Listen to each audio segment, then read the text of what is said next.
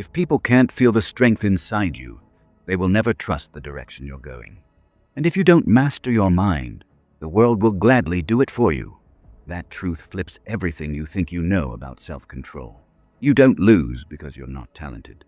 You lose because your mind gets pulled, distracted, provoked, hijacked by noise you never learned to guard against. Every day, something tries to take the wheel. An email, a comment, a notification, a doubt. And before you realize it, your mind no longer belongs to you. It belongs to whatever shouted the loudest. Most people live this way. They react, they chase, they explain, they justify. They try to prove something to people who are barely paying attention, but people who win in silence, they follow a different path. They don't speak to impress, they speak to decide. They don't chase approval, they build authority. They don't let emotions drag them around. They guide themselves with clarity and timing. Because real power isn't loud. Real power is controlled. Real power is precise. Real power is silent. And that's the difference. Most people let their minds run wild. Leaders master it. And when you master your mind, everything else in your life finally stops controlling you. In the next 90 minutes, you're not here to be hyped. You're not here for motivation that fades tomorrow morning. You're here to build internal architecture, the kind that holds steady when everything around you shakes. You'll learn how to quiet the noise that drains your focus, how to hold your ground under pressure, how to respond instead of react, how to operate from standards, not moods, and how to rise without announcing every step you take. You'll walk through 10 chapters, each one built on a simple structure: the problem, the principle, the picture, the practice, the 2-minute test, the punchline. You'll hear the truth, you'll see yourself in the examples, and you'll walk out with tools you can use the moment this audio ends. Chapter 1. Recognize the noise. Chapter 2. Build mental stillness. Chapter 3. Train your inner authority. Chapter 4. Control emotional impulse. Chapter 5. Strengthen focus. Chapter 6. Stop seeking validation.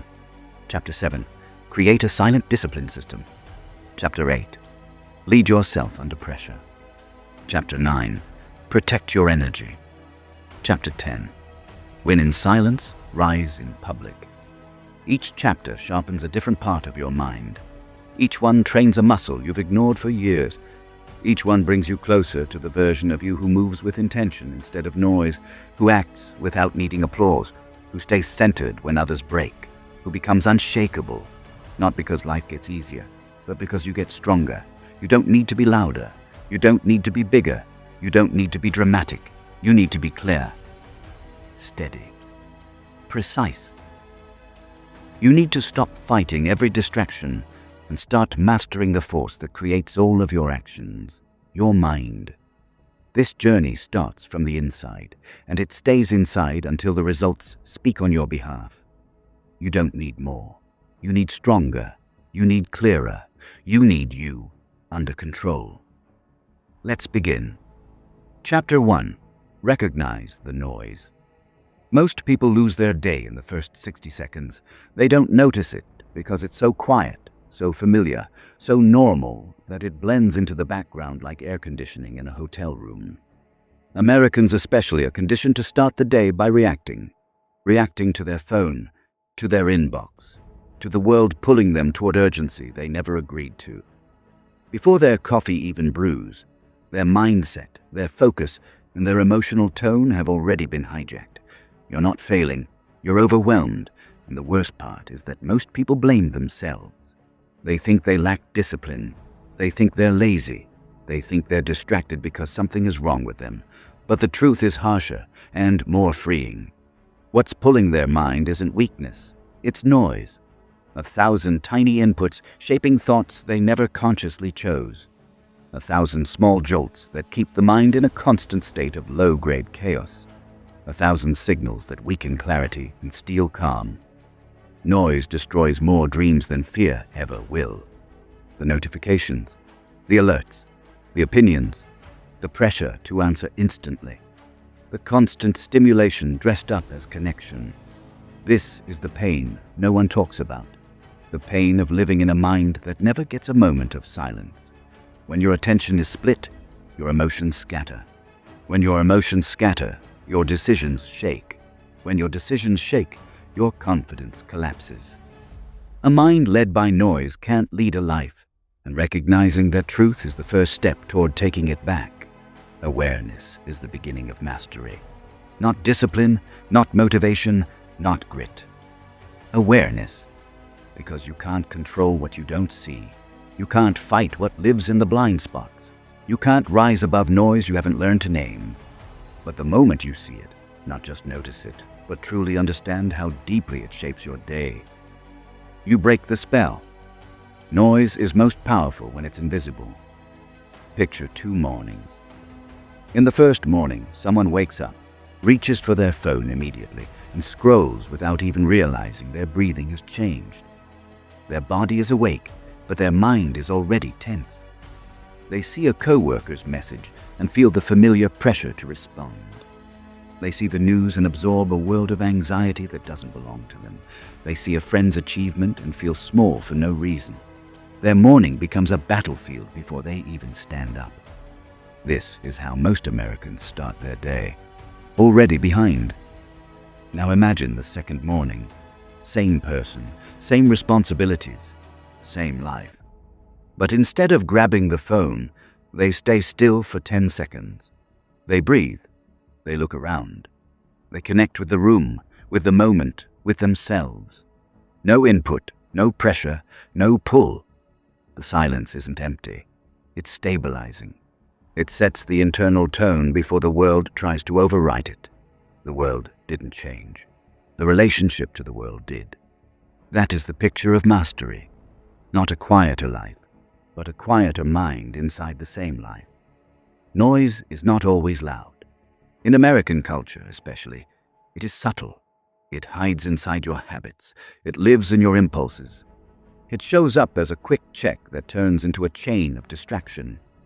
Most people don't realize how deeply conditioned they are until they try to sit in silence and feel the immediate pull to grab something, anything, to escape stillness. That pull is the noise revealing itself. The pull you feel is not you. It's your conditioning. And the moment you realize that, everything changes. To reclaim authority over your mind, you need practice. Clean, structured, deliberate practice. Start by naming your 5 biggest noise sources. Don't soften it. Don't pretend it's not that bad. Be direct. The apps that drain you, the people who emotionally overload you, the news cycles that rob your peace, the habits that hijack your brain. Naming them is a declaration of sovereignty. Then reclaim your mornings. Americans are taught to rise and grind, to jump into the day fast, to answer everything instantly, to always be available. That culture kills clarity.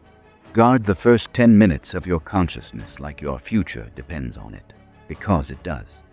10 minutes of stillness recalibrates your entire nervous system. It restores control before the world has a chance to steal it. Silence is not emptiness. Silence is power. Use one screen at a time, one window, one direction, one focus. Multitasking is a lie. America sold itself in the 90s. It never worked. It only fractured attention and made people feel incompetent. Your mind wants linear movement, not scattered chaos. Give it the structure it's built for. Then, learn to catch the mental pull, the sudden urge to check something, the impulse to escape the moment, the thought that says, just 1 second. That impulse is the strongest form of noise because it feels personal. But it's simply a conditioned reflex. When you notice the impulse instead of obeying it, you take back authority. Language matters too. Weak words create weak focus.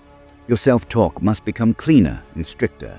Cut phrases like, maybe, I'll just check, just 1 minute. Replace them with, not now. Stay here. Small commands. Strong impact. Internal authority begins with internal language, and now the real work begins. Not with action, but with honesty. Ask yourself, what noise controls my attention the most? What distraction has become so normal I forgot it was optional? What part of my day would transform instantly if I protected my mind instead of opening it to everything? These questions aren't academic. They're personal. They expose the truth behind your daily frustration. They reveal how much of your emotional exhaustion is not coming from your responsibilities, but from the unfiltered noise bleeding into your mind. Your mind was never weak. It was crowded. Mastery begins the moment you stop surrendering your attention for free. When you stop waking up reactive. When you stop letting the world decide your emotional tone. When you choose silence before stimulation, presence before pressure, awareness before action. Noise is the first enemy of self-mastery. Awareness is the first weapon. And once you see the noise, really see it, you're no longer owned by it. You're no longer pushed by it. You're no longer shaped by it. You finally begin leading your mind instead of chasing your thoughts. See the noise, or be ruled by it. Chapter 2. Build mental stillness. A restless mind can't lead you anywhere worth going. Most people don't realize how rarely they experience stillness. Even when they're alone, even when the room is quiet, even when nothing demands their attention, their thoughts are loud, fast, scattered. The mind runs like a machine that never turns off. It jumps from one imagined problem to another. It replays old conversations. It anticipates future worry. It searches for stimulation out of habit, not need. And in American culture especially, constant mental activity is confused with productivity. But busy is not the same as in control.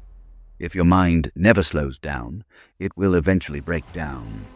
This constant inner noise creates a deep, invisible pain. You feel tired even after sleeping.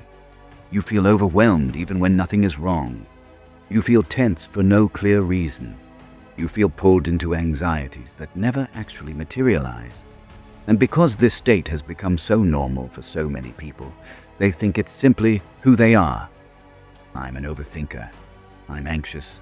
My mind never stops. But overthinking isn't identity. It's overstimulation. It's untrained attention. It's a mind that was never taught how to be still.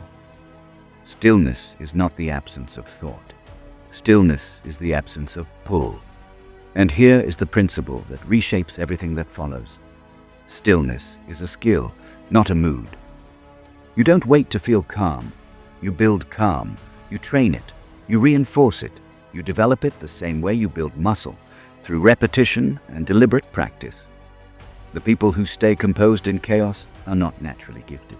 They are trained. They've learned to build space between stimulus and reaction. They've learned to hold themselves steady when the world around them shakes. Calm is not nature.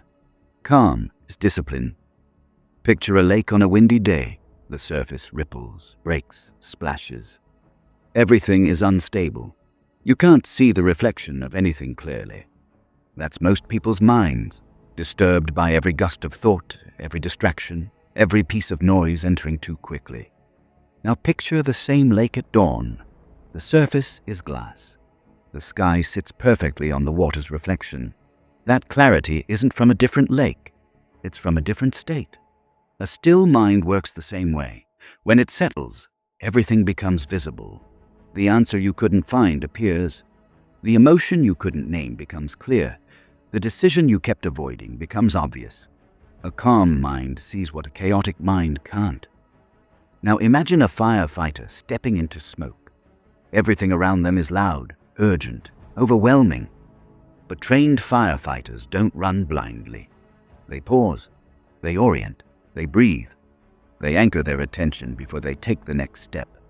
Their calm is not passive, it is tactical. It is what keeps them alive. Your inner world works the same way. Stillness is not softness. Stillness is strategy. To build stillness, you need rituals, not wishes. The first is breath. Not dramatic meditation, not spiritual performance, just breath. Controlled, grounded, deliberate breath. Americans often underestimate breathing because it seems too simple, too basic. But the nervous system doesn't care about complexity. It cares about signals. When you slow your breath, you slow your mind. When you slow your mind, you regain control. Use the 4-4-4 method. Inhale 4 seconds, hold 4 seconds, exhale 4 seconds. Do it 3 times, 36 seconds total. It resets your entire internal state. It places your attention back in your body, not in your thoughts. It gives you a moment of authority in a day full of demands. Breath is the steering wheel of your mind.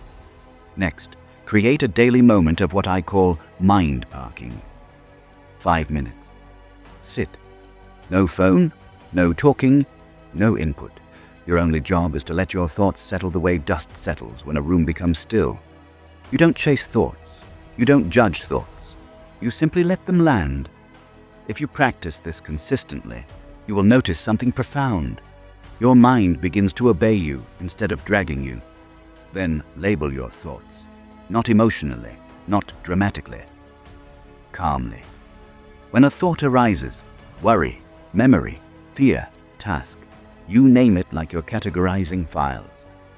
This is what monks, elite athletes, and high-pressure professionals all train. Separation. When you name a thought, you are no longer inside it. You are observing it, and observation creates freedom. Stillness doesn't require isolation. You don't need a cabin in the mountains. You need micro pauses throughout your day.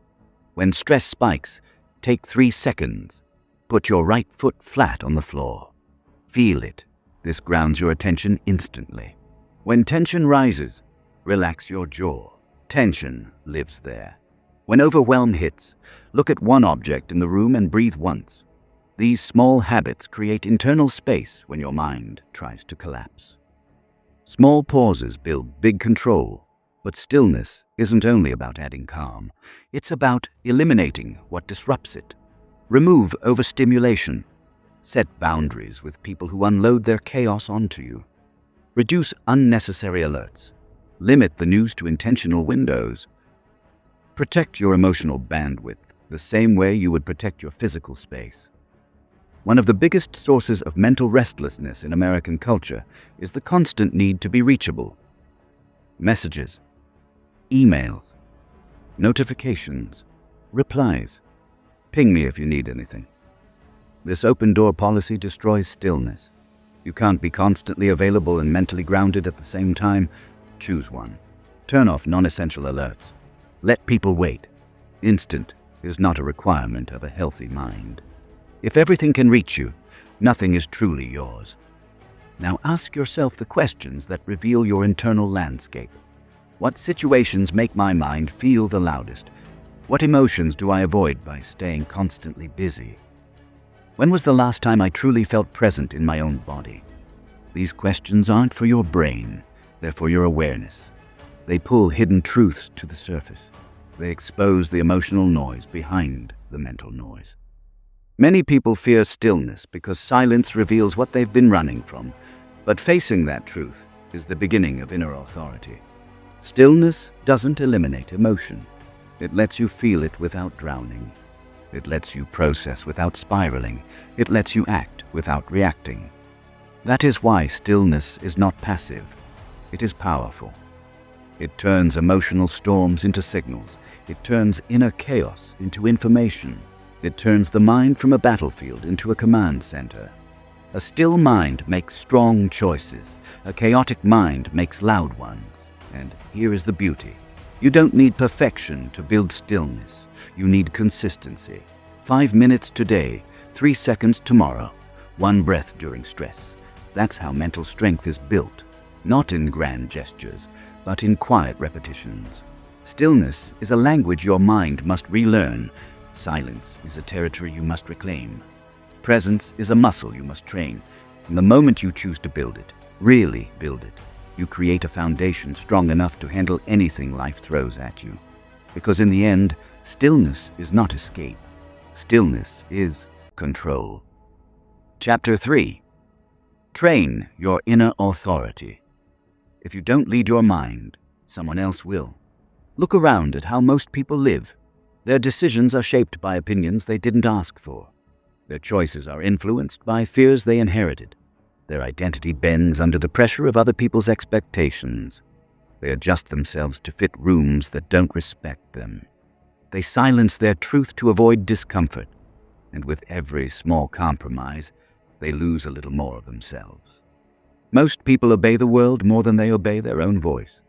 This creates a deep, invisible pain, one Americans feel constantly, but rarely acknowledge. It's the tension between who they are and who they perform as.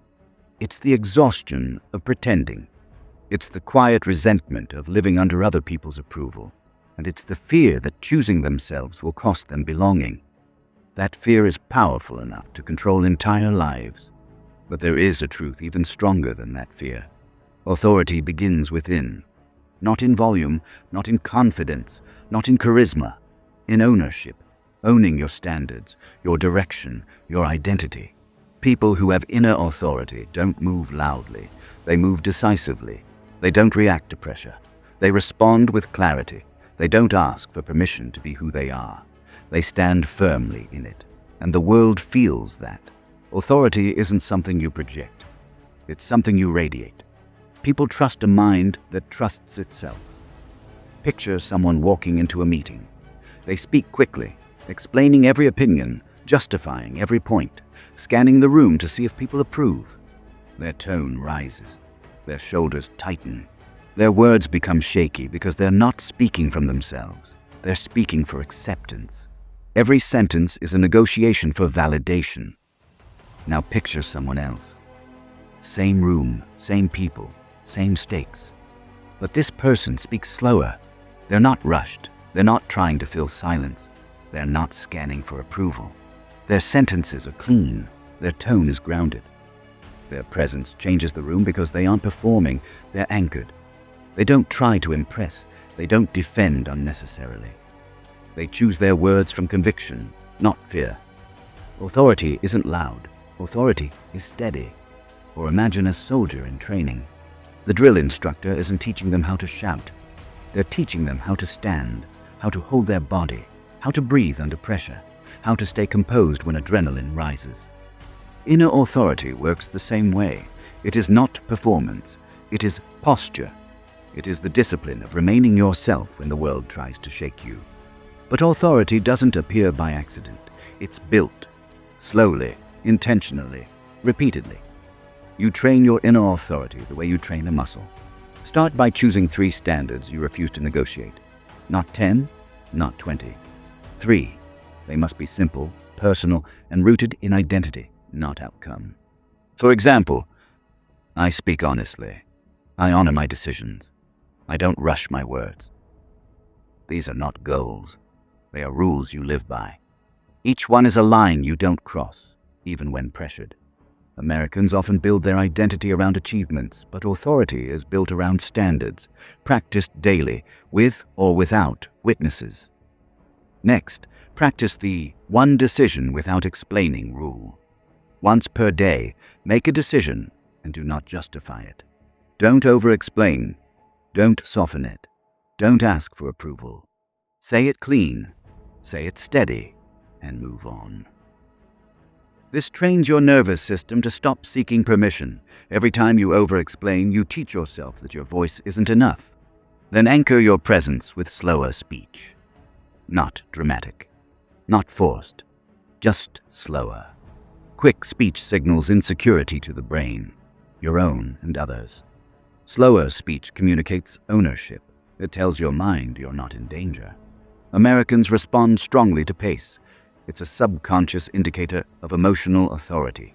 Slow down. Let your words land. Let silence do some of the talking. And when judgment comes, because it will, do not collapse. People project their fears onto anyone who chooses themselves. They resist anyone who breaks social conditioning. They mock what they don't understand. But judgment only has power when you absorb it. Let people feel wrong about you. Let them misread you. Let them misunderstand. You don't need to correct every opinion. Authority doesn't chase misunderstanding. You lead yourself.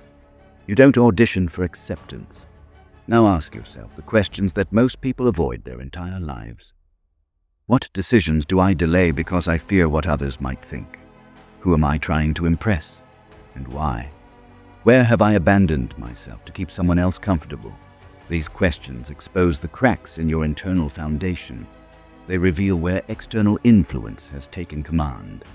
And only by seeing those cracks can you rebuild the structure of your authority. Inner authority doesn't mean arrogance. It doesn't mean ignoring others. It doesn't mean being unapproachable. It means you make decisions from identity, not insecurity. From standards, not pressure. From clarity, not noise. When you embody that, people feel it. They sense your steadiness. They sense your boundaries. They sense your conviction, even when you say nothing. Authority isn't what you say, it's the energy behind how you say it. And here is the truth that will follow you far beyond this chapter. Inner authority is not proven, it is practiced. It is built in small, consistent moments where you choose yourself, especially when it's easier not to. You practice it when you say no calmly, when you speak slowly, when you don't rush to explain, when you don't apologize for existing, when you choose your pace instead of matching someone else's, when you hold your ground without hostility, when you give yourself permission instead of waiting for it. Every one of those moments adds weight to your presence. Everyone strengthens the spine of your identity. Everyone deepens the foundation you stand on. And when the foundation is solid, you're no longer moved by noise, judgment, pressure, or opinion. You become the quiet center that everything else rotates around. A mind that obeys itself becomes unshakable. That is inner authority. Not force, not dominance, not performance. Control. And it all begins and ends with one truth. Lead your mind first, or you will never lead anything at all. Chapter 4. Control emotional impulse. If you can't control your impulse, someone else can control your life. Most people don't realize how often emotion, not logic, makes their decisions for them. They get triggered, they react instantly, and only afterward do they realize the cost. One rude comment ruins their entire day. One sudden fear stops them from taking the next step. One unexpected problem sends them into panic mode. One moment of anger destroys a conversation that didn't need to be broken. Impulse is the fastest way to sabotage your own progress, and it happens silently. Americans especially are trained to speak your mind, stand up for yourself, say what you feel. But feelings are unstable. They move, they spike, they crash. They distort reality. And if you let them lead without supervision, they will drag you into decisions you can't undo. Emotion is real. Reaction is optional. This is the quiet pain many people live with. Being pulled by their own emotional storms. They hate how quickly they snap. They regret the things they say. They overthink what others think of them. They shut down when overwhelmed. They spiral when stressed. And in the moment, it feels automatic. Like they have no choice.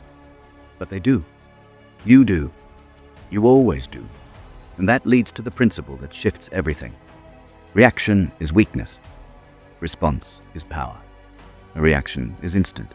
A response is chosen. A reaction is impulse. A response is clarity. A reaction is controlled by emotion.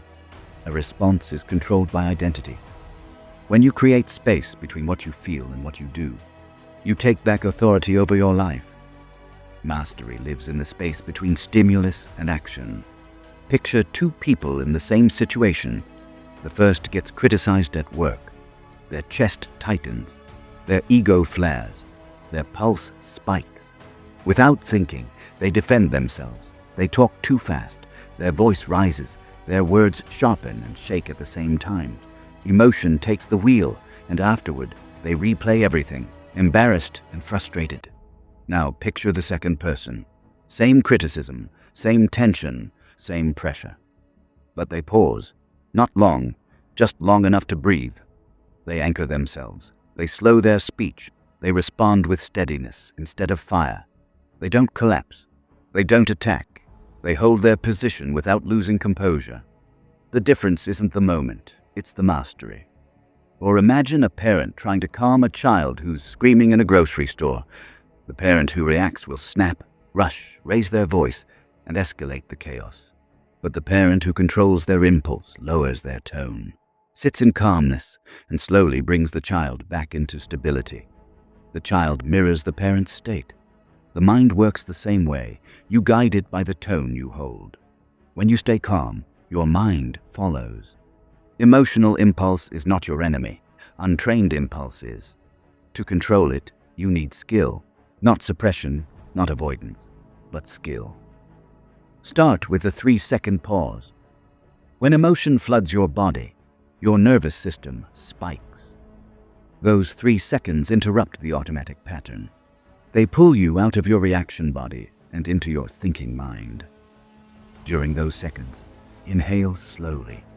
Feel your feet. Say nothing. This short delay can save you hours, days, or months of consequences. A 3-second pause can protect your entire life. Next, label the emotion. Not dramatically, not philosophically. Simply name it. Anger. Fear. Frustration. Shame. When you name the emotion, you separate yourself from it. You're no longer inside the storm, you're observing it. The moment you observe an emotion, its power weakens. And when it weakens, you can guide it instead of obeying it. Then shift into what I call inverse thinking. Ask yourself, will this matter in 24 hours? Most emotional impulses lose all meaning when viewed through time. Anger that feels explosive now becomes trivial tomorrow. Fear that feels overwhelming today becomes irrelevant next week. This question pulls you out of emotional time, where everything feels urgent, and brings you into rational time, where things become clearer.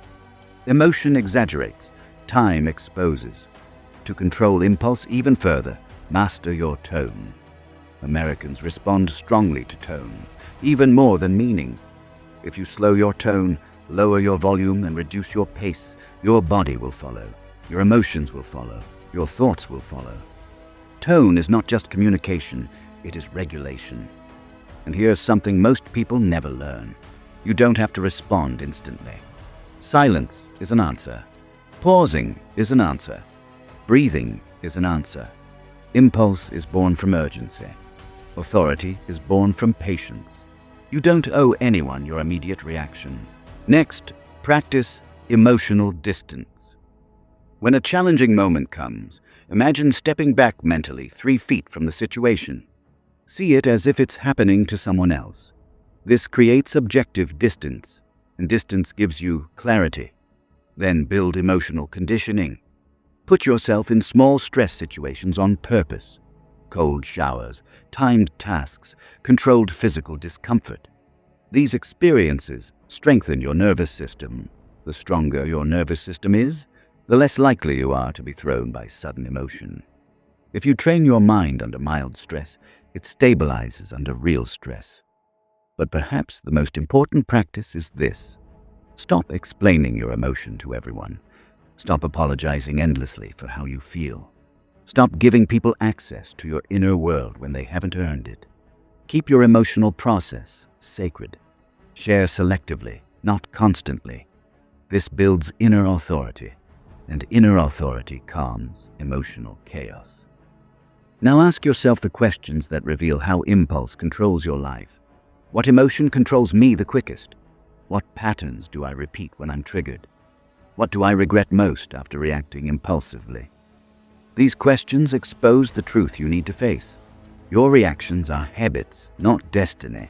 They can be changed, they can be trained, they can be mastered. And when you master them, the world responds to you differently. People take you more seriously. They trust your judgment. They feel your steadiness. They sense your control. Your presence becomes heavier, calmer, more grounded. People follow the person who stays calm when everyone else breaks. Mastering emotional impulse doesn't make you emotionless. It makes you powerful. It makes you intentional. It makes you unshakable. Because the person who controls their reaction controls the moment, and the person who controls the moment controls the outcome. Feel everything. React to nothing. Chapter 5. Strengthen. Focus. Your focus is your most valuable currency, and the world is constantly trying to steal it. Most people don't lose focus because they're incapable. They lose it because everything around them is designed to fracture it. Apps are engineered to hijack attention. Notifications are crafted to trigger dopamine. Companies fight for mental real estate. Even friends and family demand instant responses, instant availability, instant attention. In America especially, distraction has become a culture, normalized, monetized, and masked as staying connected. You can't build a powerful life with a scattered mind. This is the silent pain of modern life, feeling mentally exhausted without doing anything meaningful. People jump between tasks, screens, conversations, and commitments until their brain feels like a browser with 50 tabs open, all slowing each other down, and they mistake mental overload for productivity. They mistake busyness for progress. They mistake chaos for effort. But here's the truth you can't ignore. Focus isn't something you find. Focus is something you protect. A focused mind is not a gift.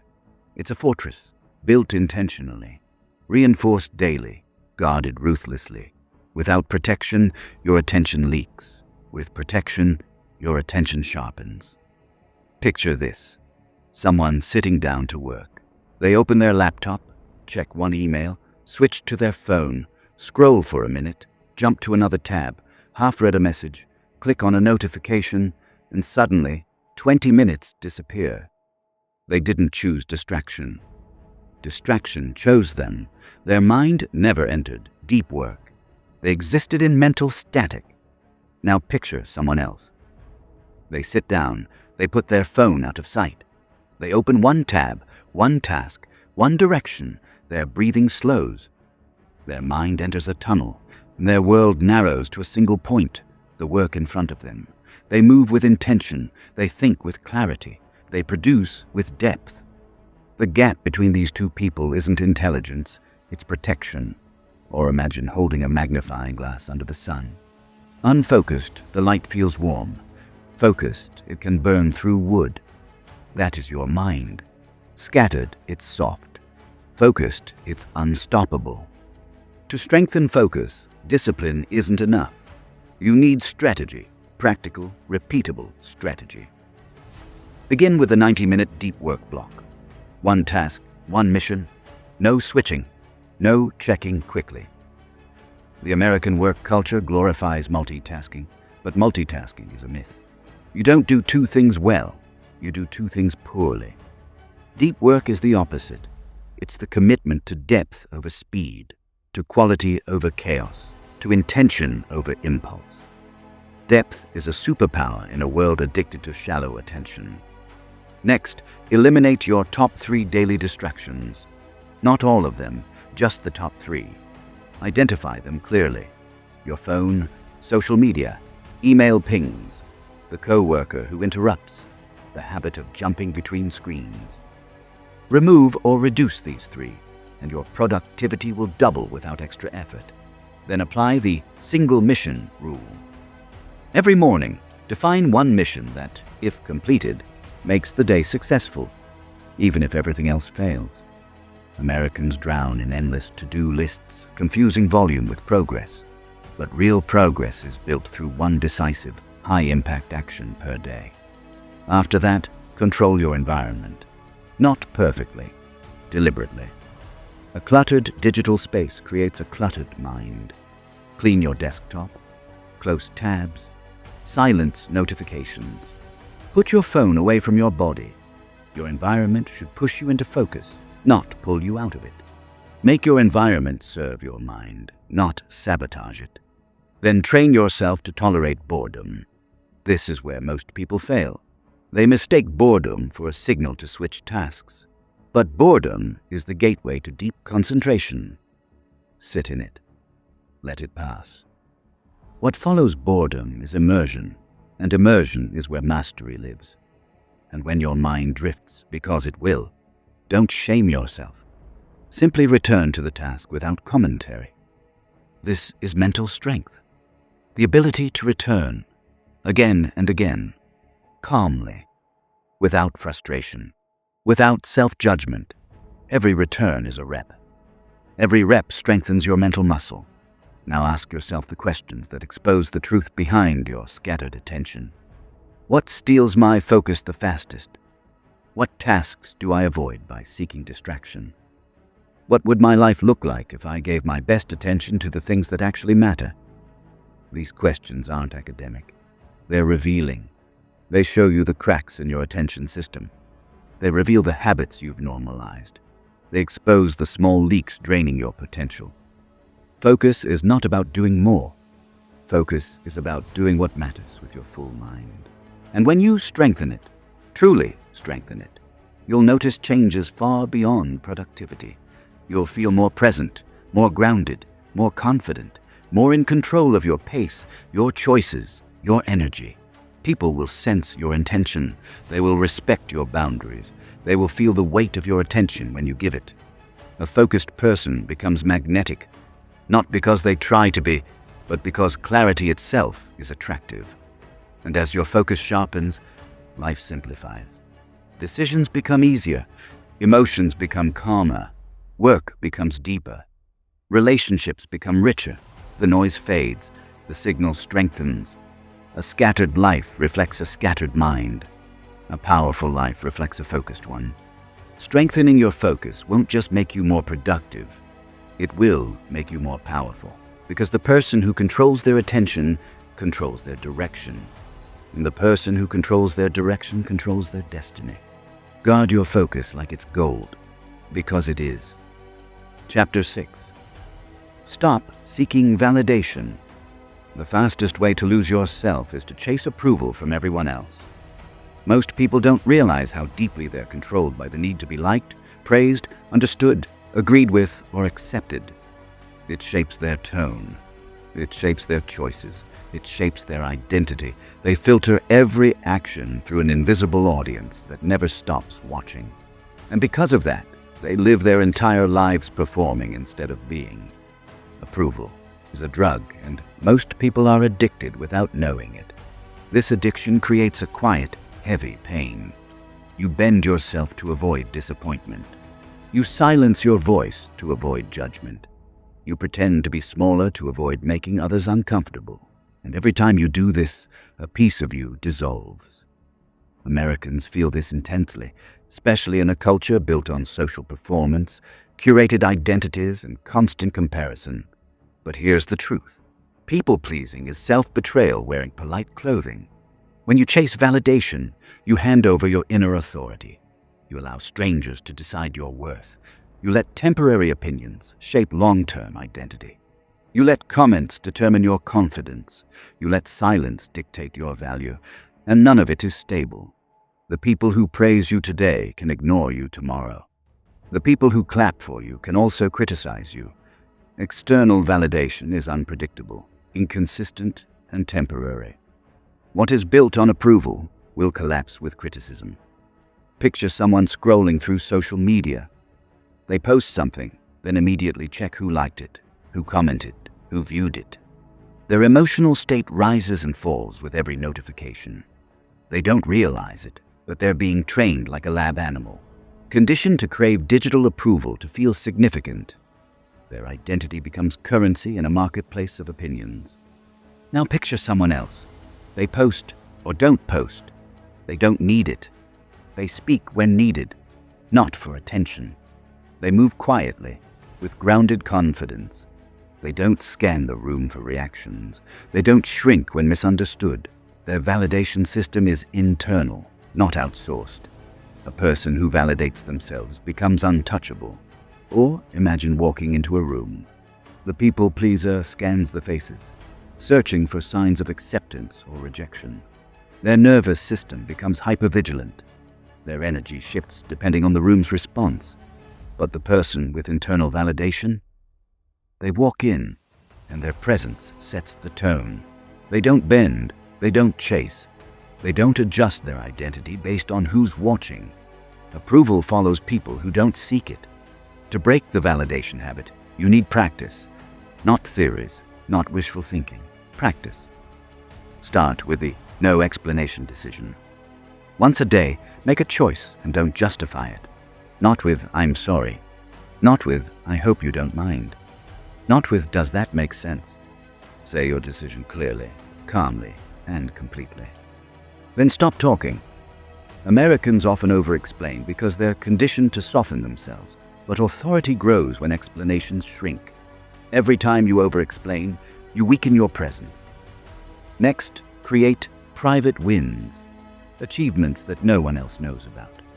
Something you do only for you, a commitment you keep without announcing it. Most people show their progress online because they want validation more than discipline, but growth becomes stronger when it's private. It becomes real when it doesn't need applause. Then practice delayed announcing. When starting something new, a habit, a project, a transformation, don't tell anyone for 30 days. This builds inner confidence and eliminates the pressure of external eyes. Americans often announce goals before they begin because approval feels safer than commitment. But real growth happens in silence. Build quietly, reveal slowly, move confidently. Another technique: refuse to answer at least one opinion-based question. When someone asks, "Do you think this is okay?" or "Do you think I should?" don't seek alignment. Give your honest answer without adjusting to avoid disapproval. This strengthens your internal spine. Most people weaken themselves by trying to be agreeable. Then separate identity from image. Who you are versus how you're seen. Image is fragile. Identity is foundational. Image depends on trends. Identity depends on values. When you live from identity, validation becomes optional. Now ask yourself 3 questions. Who am I trying to impress, and why? What part of me changes to make others comfortable? Where did I learn that I need approval to feel safe? These questions reveal emotional attachments you didn't know were running your life. They expose the patterns you follow without thinking. They show you where your self-worth leaks out. Self-respect grows when approval is no longer the goal. Your relationship with validation changes the moment you realize this. People don't think about you as much as you fear they do. They're busy. They're distracted. They're focused on their own insecurities. The judgment you're afraid of lives mostly in your imagination. And even when people do judge you, judgment cannot touch someone rooted in their own identity. It becomes background noise, heard but irrelevant. When you stop chasing approval, you free your mind, you free your energy, you free your creativity, you free your decisions, you free your future. And ironically, the moment you stop needing validation, people begin to respect you more. They may not always like you, but they will feel the weight of your presence. They will sense your independence. They will respond to your clarity, because confidence borrowed from others disappears. Confidence built from within lasts. Approval is temporary. Self-respect is permanent. In the end, everything comes down to one truth: sharp, simple, unavoidable. If you want freedom, stop seeking permission. Chapter 7. Create a silent discipline system. Merchant. Motivation is loud. Discipline is silent. Most people wait for motivation to strike before they take action. They wait to feel ready. They wait for inspiration. They wait for the perfect moment. But that moment never comes. Life moves. Emotions shift. Energy dips. And the window closes before they ever begin. This is why most people stay stuck. They live reactively, not systematically. If you rely on motivation, you will lose every time. The real pain is this: people blame themselves for inconsistency when the truth is simple. They don't have a system. They depend on mood instead of structure. They depend on hype instead of identity. They depend on excitement instead of standards. And when the feeling fades, their progress collapses. Americans especially face this trap, living in a culture obsessed with grind energy, one moment and burnout the next. But here's the truth that separates consistent people from everyone else. Discipline isn't about force. It's about architecture. You don't wake up disciplined. You build discipline, and you build it silently. One rule, one habit, one standard at a time, without announcing it, without celebrating it, without seeking applause. What grows in silence becomes unbreakable. Picture someone who lives chaotically. They start working out, then disappear. They journal for 2 days, then stop. They set goals, then forget. Their life feels like a series of resets. always restarting, never stabilizing. They think they are the problem, but the problem isn't them. It's their lack of structure. Now picture someone else. Same responsibilities, same time constraints, same unpredictability of life. But they follow a simple, quiet, consistent system. No drama, no hype, no noise, just steady execution. Consistency beats intensity every single time. Or imagine a military base at 5 a.m. The world is asleep, but soldiers move with precision. Not because they feel inspired, but because the structure carries them. The routine removes guesswork. That is the power of a silent system. It makes the hard thing automatic. To build your silent discipline system, start small. People fail because they build discipline like a monument instead of a brick wall. They go big, fast, loud, and collapse under the weight of unrealistic expectations. But discipline grows in simplicity. Choose one non-negotiable habit for the next 30 days. Not 3, not 5. 1. Something small enough to complete daily and strong enough to shift your identity. Small disciplines create massive confidence. Next, practice the 2-minute rule. Any habit that takes less than 2 minutes, do it immediately. Drink water, wash 1 dish, write 1 sentence, clean 1 corner. This rule removes resistance. It eliminates mental negotiation. It teaches your brain that action is faster than avoidance. In American life, where procrastination is normalized, this tiny rule is a weapon.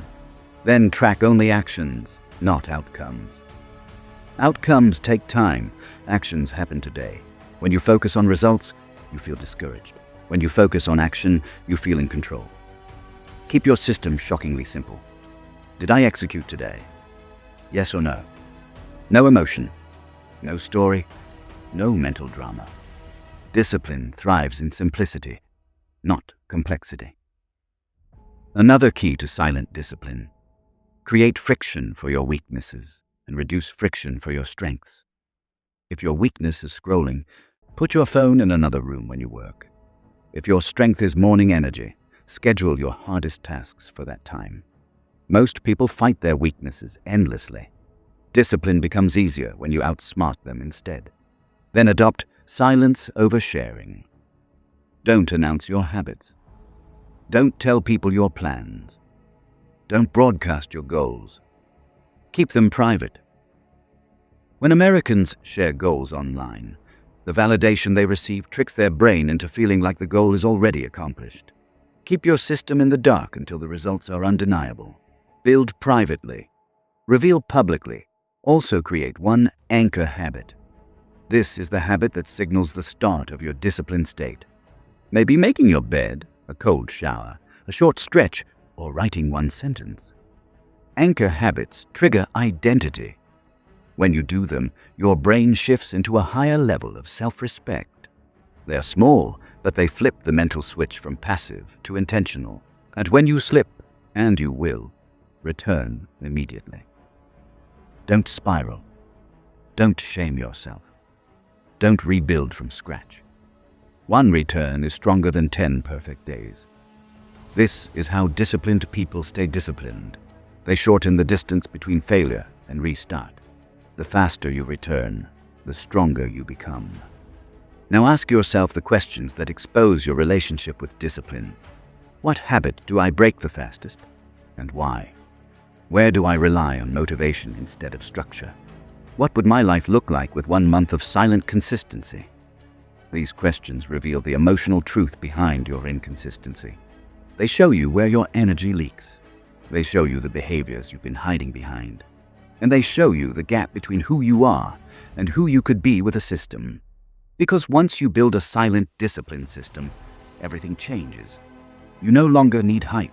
You no longer chase momentum. You no longer negotiate with procrastination. You become the kind of person whose actions speak without noise. People notice, not because you talk about discipline, but because your life reflects it. A silent system becomes a silent engine. A silent engine becomes silent strength. Silent strength becomes unshakable identity. Discipline doesn't make you louder. It makes you undeniable. And it all comes down to one truth.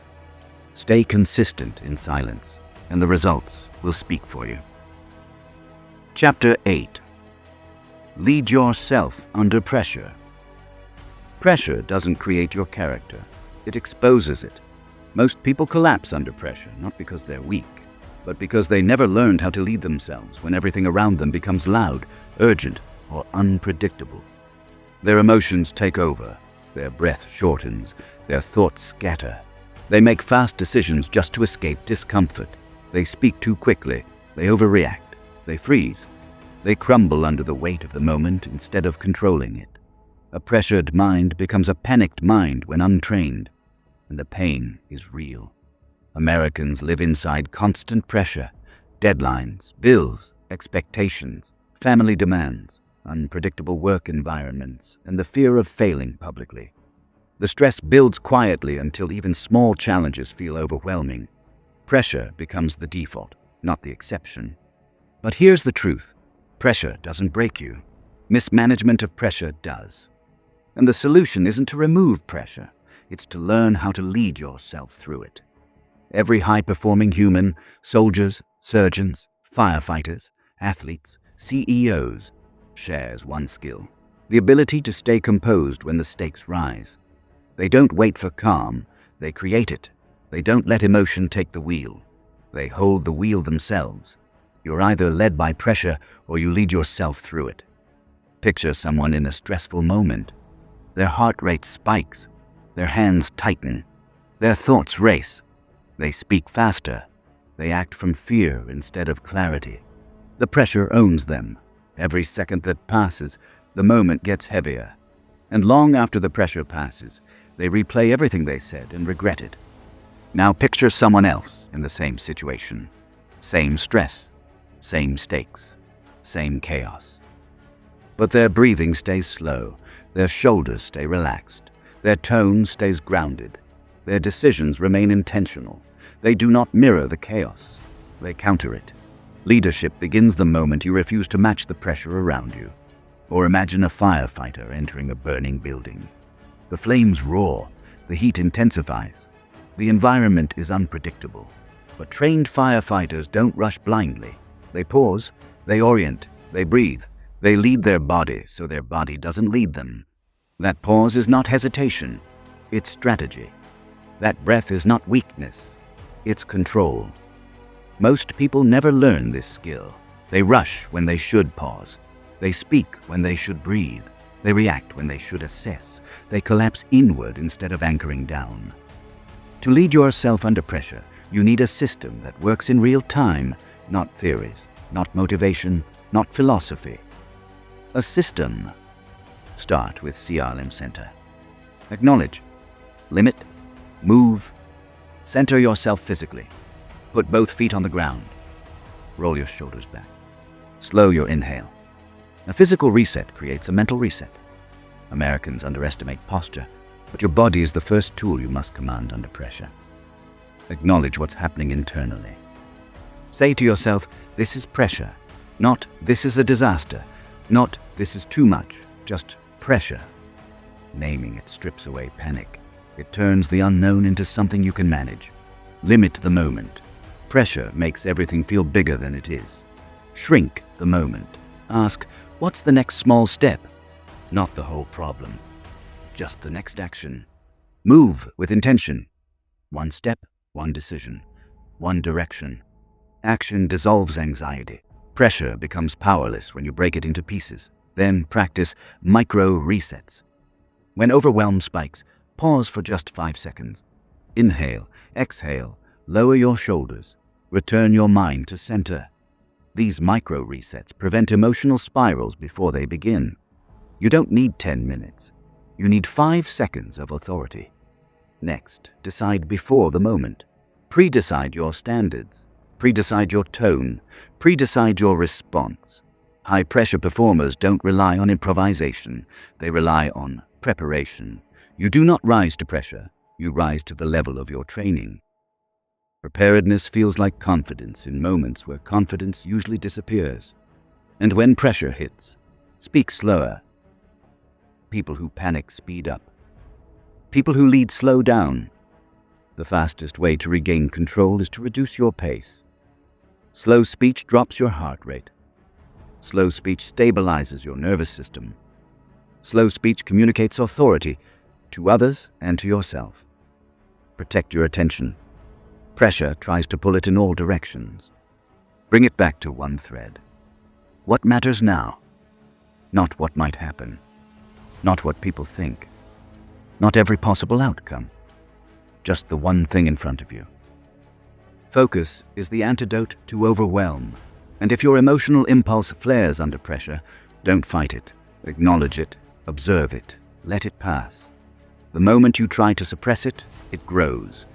The moment you observe it, it loses control. Pressure also tests your boundaries. People will project their urgency onto you, their panic, their expectations. You must refuse to absorb what isn't yours. Pressure is contagious, but so is composure. You must choose which one you spread. Now ask yourself the questions that reveal how pressure influences your life. What situations trigger my loss of control the fastest? When pressure rises, do I react from identity or fear? If I slowed down in pressure instead of speeding up, how would my life change? These questions expose the moments where you surrender authority. They show you the cracks in your emotional structure. They reveal the patterns that collapse under stress. But once you see them, you can rebuild, and you can rebuild stronger than before. When you learn to lead yourself under pressure, everything changes. You speak differently. You decide differently. You show up differently. You become someone people trust, not because you're loud, but because you're steady. A steady human is rare, and rare becomes powerful. Your presence becomes weight. Your calm becomes influence. Your responses become respected. Pressure respects those who do not fear it. In the end, leadership isn't about leading others. It starts with leading yourself, especially in the moments when everything feels heavy, urgent, or uncertain. Because the truth is simple. Stay calm under pressure, and you stay in command of your life. Chapter 9. Protect your energy. Your energy is your real currency, and most people spend it carelessly. Every day, people give away their energy to things that don't matter. Arguments they didn't need to join. People who drain them. Stress they didn't create. Tasks that don't align with their goals, and emotional baggage that isn't theirs to carry. By noon, they feel exhausted. By evening, they feel defeated, and they think this is normal. You're not tired because you're weak. You're tired because you're leaking. This is a uniquely American struggle. Overwork, overstimulation, overcommitment, and overexposure. Too many inputs, too many expectations, too many people pulling at the same time. The silent pain is that nobody teaches you how to protect your energy, how to preserve your internal power from a world constantly trying to drain it. But the truth is sharp. Energy is not limitless. Protect it or lose it. A strong mind becomes weak if the energy behind it disappears. A strong plan becomes impossible if the energy to execute it fades. A strong identity falls apart when your internal battery is empty. Protecting your energy isn't optional. It is the foundation of every powerful life. Picture someone who wakes up already overwhelmed. Their day begins with instant demands, messages, notifications, obligations. Their energy is scattered before they even step outside. They carry emotional weight from yesterday, guilt from last week, and pressure from tomorrow. No wonder they feel drained. They are living with no boundaries. Now picture someone else. Same job, same life, same responsibilities. But they guard their energy like it's gold. They don't jump into chaos. They don't say yes to everything. They don't absorb what isn't theirs. Their energy is clean, focused, intentional. A protected mind becomes a powerful one. Or imagine a phone with dozens of apps running in the background. Nothing seems wrong until the battery drains rapidly. That's exactly how most people live. They keep emotional tabs open, old grudges, unfinished tasks, people-pleasing, resentment, guilt, constant comparison, unspoken stress, digital noise. Energy drains quietly until nothing is left. To protect your energy, you must build a system, not based on isolation, but on intentional boundaries. Start with an energy audit. Evaluate the people, tasks, and environments that leave you weaker, not stronger.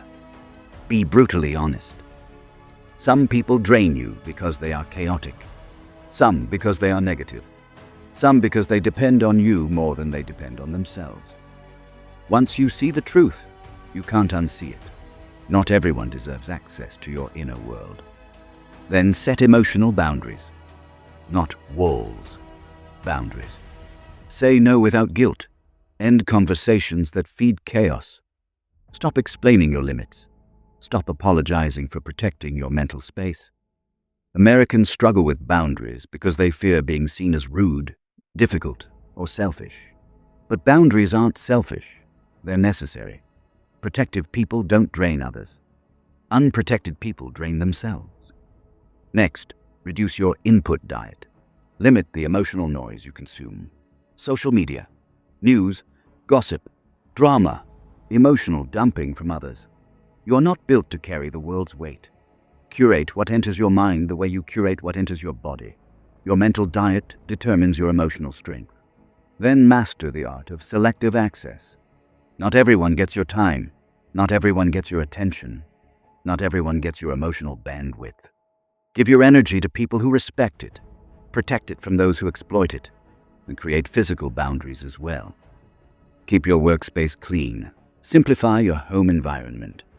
Remove objects that carry emotional weight. A cluttered space creates a cluttered mind. A clean environment strengthens internal clarity. Another key, stop absorbing other people's emotions. Many people, especially in American work culture, carry the stress of their boss, their co-workers, their clients, their family. They absorb every tone, every mood, every expectation. But you cannot be the emotional container for everyone else. It will destroy your energy.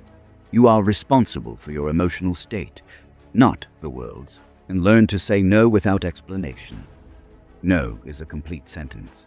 People who drain you will always want reasons, justifications, or negotiations. Don't offer them. Protecting your energy shouldn't require permission. Finally, schedule solitude, not loneliness, solitude. Time alone recalibrates your emotional state. It clears your mind. It restores your bandwidth. Americans often avoid solitude because it forces them to face their own thoughts. But solitude is where self-awareness grows. It's where emotional stability begins. Now ask yourself the questions that reveal the truth. Who drains my energy the fastest? What habits take more from me than they give? Where am I giving my energy out of guilt instead of intention? These questions reveal your leaks. They show you where your life feels heavier than it should. They expose the people and patterns you've allowed to drain your power. Because when you protect your energy, everything changes. Your mind becomes clearer. Your emotions become lighter. Your decisions become stronger. Your boundaries sharpen. Your confidence rises. Your presence deepens. People will feel the difference. And as your energy becomes more selective, your life becomes more aligned. You stop overcommitting. You stop overstretching. You stop trying to be everything for everyone. You start living from your center, not scattered across 100 directions. A powerful life is not built on unlimited energy. It's built on protected energy. And the moment you understand this, you reclaim control of your pace, your presence, your peace, and your power. Guard what fuels you, and you guard your entire life. Chapter 10. Win in silence, rise in public. If you want unstoppable results, stop announcing your process. Most people talk too much about what they plan to do, what they hope to become, and what goals they're working on. They share updates before they have progress. They reveal intentions before they build discipline. They speak loudly about dreams they've never fully committed to. And with every announcement, their internal power leaks a little more. You don't grow by talking. You grow by doing. This is why so many people remain stuck. Their identity becomes tied to performance rather than progress. They chase applause instead of mastery. They want recognition before completion. And in American culture, where everyone shares everything, the pressure to show your journey can quietly suffocate your actual growth. The truth is simple. Real transformation happens where nobody is watching. Public work is celebrated. Private work is what changes your life. Picture someone who announces every new project, habit, or comeback. They talk big. They post updates. They promise change. But when the excitement fades, so does the execution. They start strong, then disappear. Not because they're incapable, but because they relied on external validation instead of internal commitment. Now picture someone else. They say nothing. They plan quietly. They execute consistently. They build brick by brick, day after day, without broadcasting a single move. And when they finally reveal the result, it speaks louder than any update ever could. Silent work produces loud outcomes. Or imagine a seed underground. Nothing visible, no applause, no recognition. But beneath the surface, it's building roots, strengthening, preparing. Growth is silent until it's undeniable. Your life works the same way. The work that matters most happens without noise. To win in silence, you need a system that supports consistency without the need for attention. Start with private goals, not shared goals. Private ones. Write down the 3 things you want most, but don't tell anyone. Protect them. Nurture them. The moment you announce a goal, your brain gets a dopamine reward as if you already achieved something. That false sense of accomplishment kills momentum. Silence protects ambition, then build a quiet grind routine. A daily block where you work with no distractions, no announcements, no updates. You don't share your progress. You don't ask for feedback.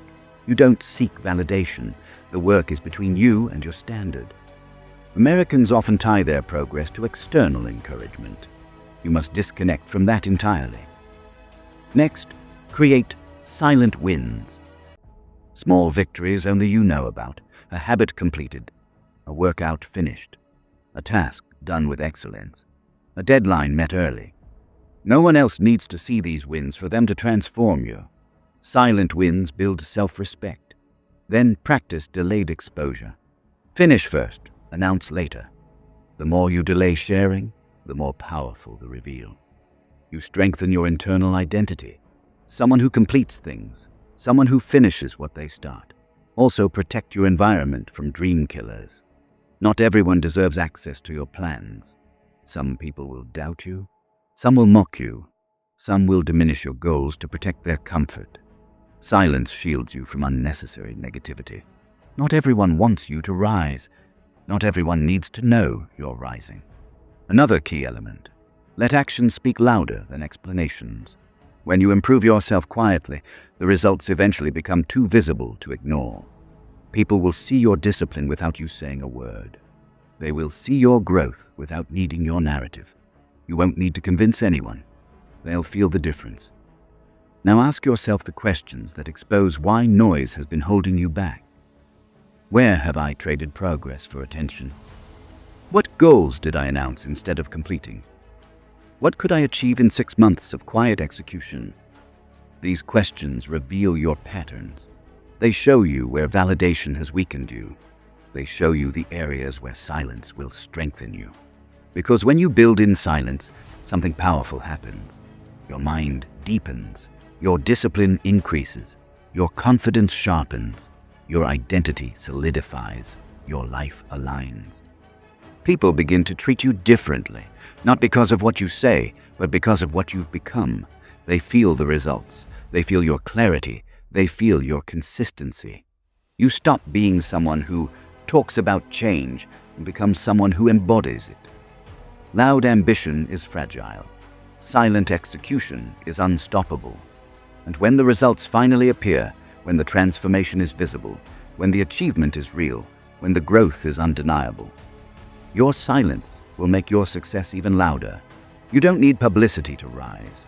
You need consistency. You need discipline. You need privacy. You need quiet strength. In the end, everything comes down to one truth. Win quietly. Shine loudly. Nothing changes until you decide to lead yourself. You've spent the last chapters seeing a different version of life. A life that isn't reactive, chaotic, or controlled by noise, pressure, emotion, or external approval. A life built from clarity, from authority, from silence. And what you choose to do next determines who you become from this moment forward. Mastery isn't an event. Mastery is a direction, and you're standing at the beginning of it. Most people will walk away from this audio feeling inspired for a moment, then slipping back into old patterns. Not because they're weak, but because they never commit. They wait for a dramatic shift. They wait for motivation. They wait for life to feel right. But mastery doesn't arrive suddenly. It grows quietly, slowly, consistently. You don't transform by wishing.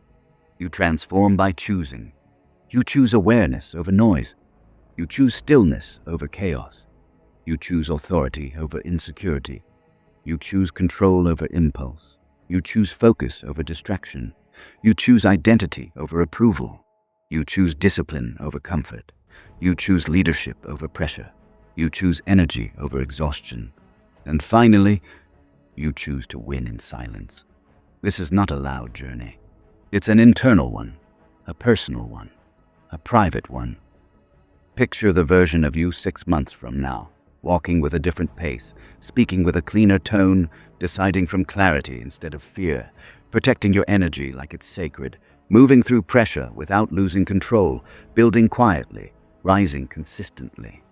That version of you is not mythical. It is built through small, steady decisions made daily. 1 day of discipline changes nothing. 30 days changes your identity. So here is your 72-hour challenge. Simple, sharp, and transformative. For the next 72 hours, live deliberately. No reacting, no rushing, no explaining, no leaking energy, no chasing validation, just 3 days of inner command.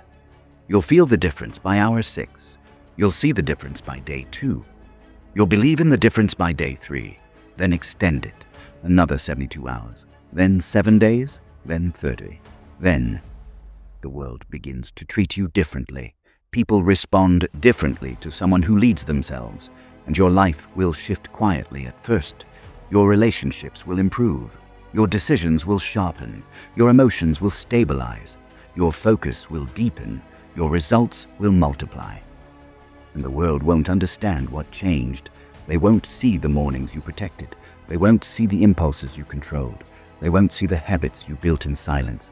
They won't see the discipline you practiced privately. They will only see one thing. You became someone with weight, someone harder to shake, someone harder to distract, someone harder to manipulate, someone harder to provoke, someone harder to exhaust, someone impossible to ignore. Not because you got louder, but because you got clearer. Not because you proved anything, but because you stopped needing to.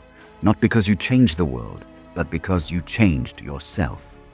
This is the quiet becoming, the rise that happens without noise, the transformation that happens without announcement, the power that emerges from the inside out. And it all leads to one final truth. Master your mind, and the rest of your life bows to your direction.